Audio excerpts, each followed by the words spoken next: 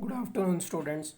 Today we shall discuss the next topic, higher pair and lower pair. So in previous classes we discussed kinematic link and kinematic pair. So now we shall see the different types of pair. So here, based on the contact, the kinematic pairs are classified as higher pair and lower pair.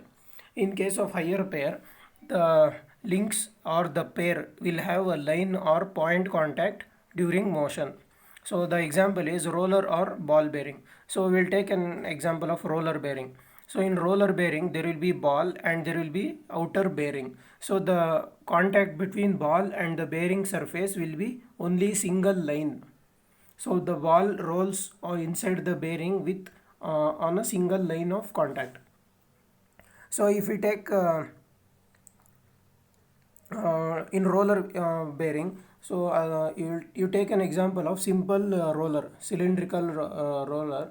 So you allow it to roll on the ground freely.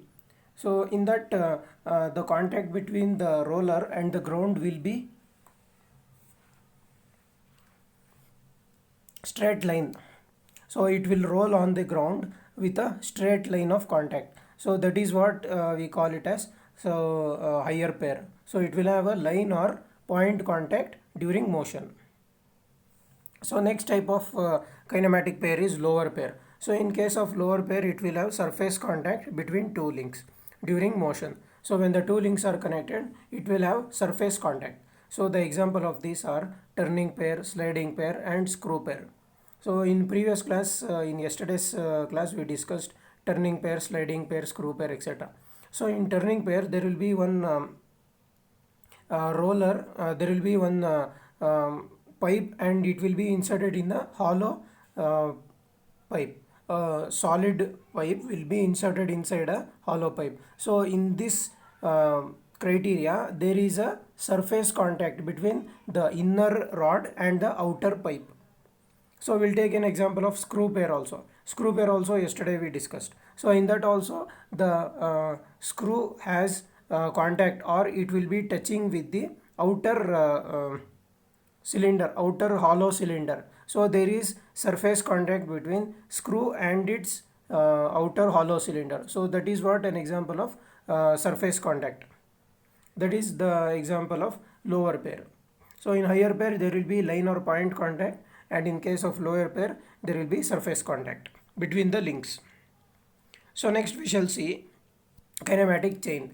So kinematic chain, it is a combination of kinematic pairs such that each link forms a part of two pairs and relative motion is completely constrained.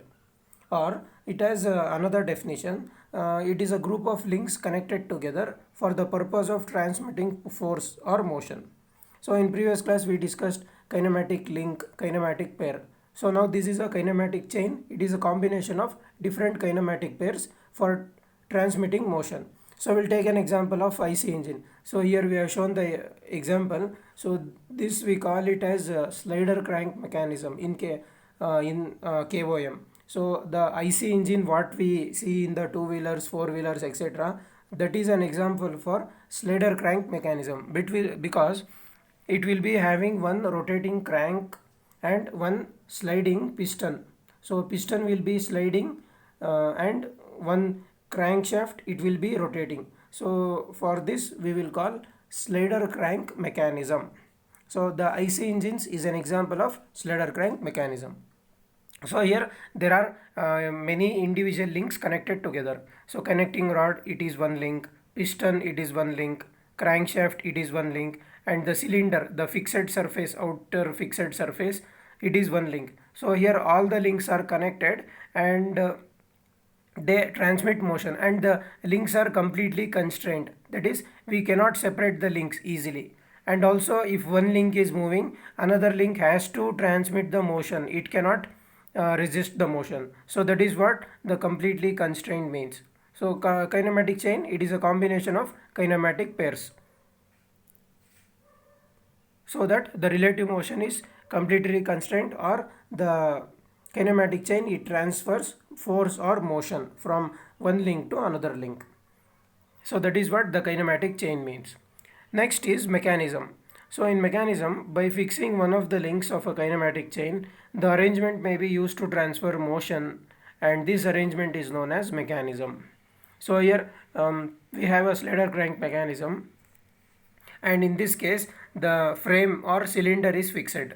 So outer cylinder, what we call in IC engines cylinder, so that outer cylinder is fixed, and now we are intended in transmitting motion. So if we move the piston inside the cylinder, the piston transfers reciprocating motion to the crankshaft, and the crankshaft it rotates. So the crankshaft it receives rotary motion. If the piston is under reciprocating motion, the crankshaft will be under rotating motion. So here we have fixed one link, and we can use this kinematic chain to transmit motion. So that is what the definition means, mechanism. Next, inversion. So here in inversion, by fixing each link at a time, we get as many mechanisms as the number of links. So here there are 4 links. So if we fix any of the link, we will get one type of arrangement, and if we fix another link, then we will get different types of mechanism. So that is what the definition means. So in here now we have fixed cylinder, and we are giving motion to the piston. So if we are giving motion to the piston, we are going reciprocating motion for the piston. So by reciprocating motion, the piston transmits its force to connecting rod and thus to crankshaft, and the crankshaft rotates. Now what I will do, I will remove force from the piston, and I will rotate the crankshaft. So if I rotate the crankshaft transmits the force to the connecting rod, and the piston it reciprocates. So this is how I can make the mechanism to invert. So if I give input force at one end, I will receive output force at the another end. And if I give the input force to the another end, I will receive the input force at the previous end or first end. So like this we can inverse the mechanism based on our requirement. So that is what the inversion means.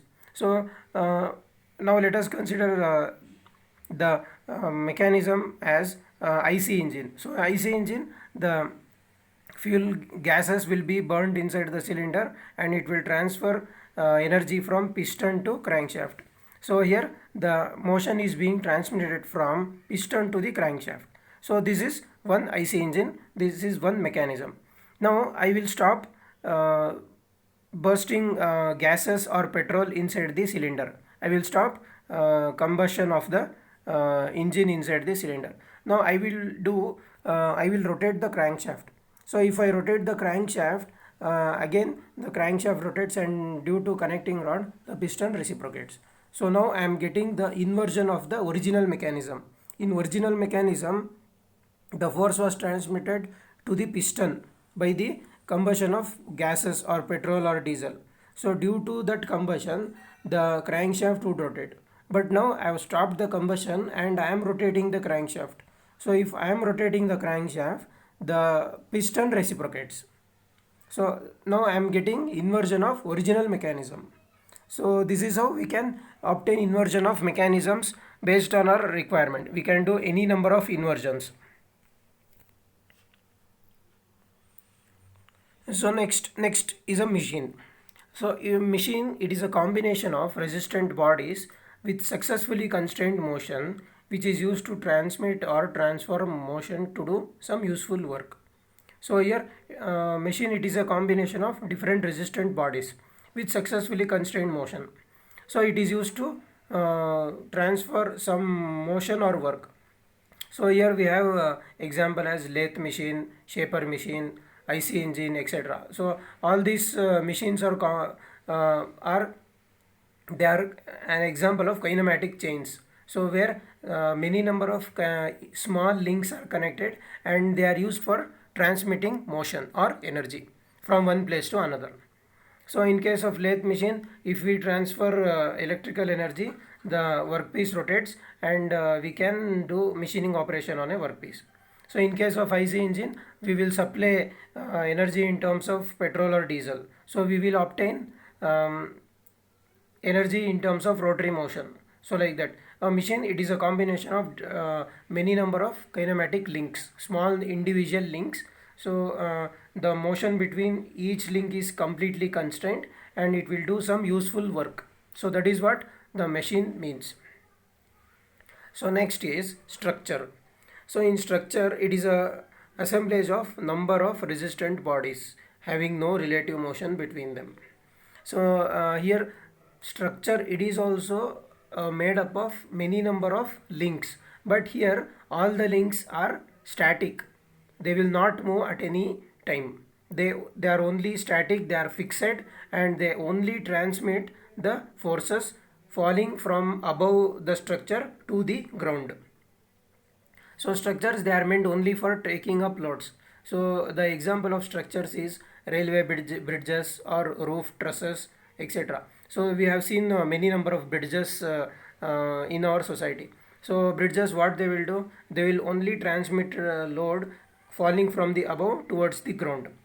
So bridges are made up of many number of pillars, and on the above bridges there will be road. So on the road the vehicles will be moving. So here the load of the vehicle, it will be transmitted to the ground through the pillar. So here the structure, it will not move. The links present inside a structure, it will not move. They are fixed and they only transmit forces to the ground. That's all. So the example are bridges, roof trusses, the pillars constructed in houses, all are example of structure. So next is degrees of freedom. So degrees of freedom of a pair is defined as the total number of independent relative motions, both translational and rotational, a pair can have.